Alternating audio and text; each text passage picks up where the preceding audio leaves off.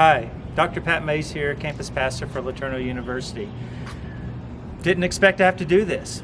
We're all separated. The semester has really been an interesting one, hasn't it?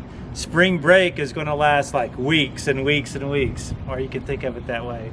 But here we are in the midst of a coronavirus pandemic, and our lives are just different than we thought they would be, or certainly than we hoped they would be. So I wanted to take the opportunity to share with you as your campus pastor, but also just as a fellow traveler in this world that's turned a little bit weird. Lots of people have been sharing stories or are helping us think about how do we think about this time, particularly as Christians. And one of the places we can go is history. Particularly as we look through history, we'll notice that the church and Christians have faced a lot of tough circumstances.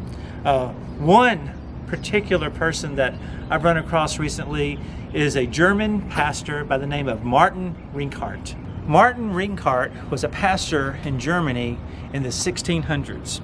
Now, during the 1600s, there was this thing called the 30 Years' War. If you can imagine, a war that lasted 30 years. And it caused great devastation. And then because of the war, because people couldn't get into their fields and plant crops and harvest them, a famine broke out across the land. And if that wasn't bad enough, right as Martin began his pastorate, a severe disease swept through, a plague swept through Germany. And there he was, young pastor. And the other, out of the 5 pastors in the town he was in, 4 of them died. And the superintendent, the church superintendent, left town. So there he was, basically by himself, caring for this town. And in the midst of that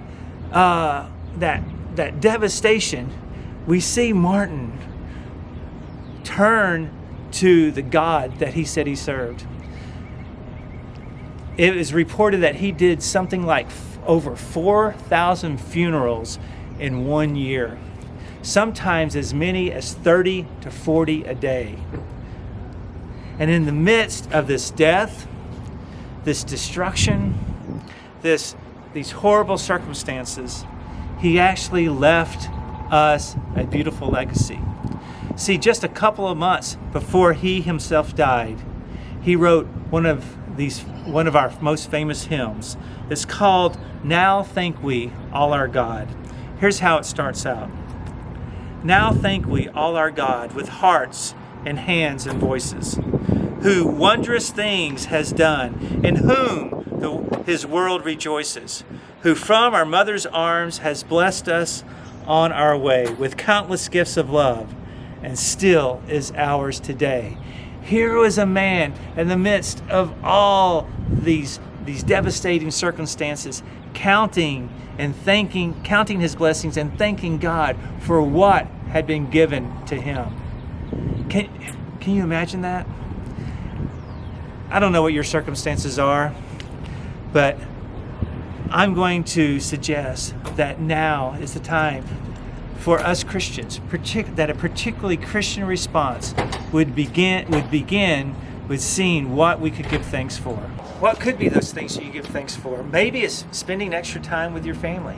Maybe it's finding a good book that you've been wanting to read in some quiet time. Maybe it's just a period of time where you could relax. I'll tell you what I'm thankful for. Since we've gotten back from our Mexico mission trip, we've been isolated here in Penn Hall, which we now call Pandemic Hall. And I am really thankful to be spending some extra time with some amazing students. Time that I didn't think I would be able to get to spend. And we've been getting to know each other. We've been playing together. We've been worshiping together. We've been praying together. And it's been a magnificent time. It's just one of these unexpected blessings for which I can give thanks to God for. I think it'd be good if all of us thought about those things we can give thanks for. I'm going to close with another stanza from Martin Rinkart's famous hymn. Oh, may this bounteous God through all our life be near us, with ever joyful hearts and blessed peace to cheer us, and keep us in his grace, and guide us when perplexed, and free us from all ills in this world and the next. From Pandemic Hall on the campus of LeTourneau University, this is Dr. Pat Mays, campus pastor for LeTourneau University.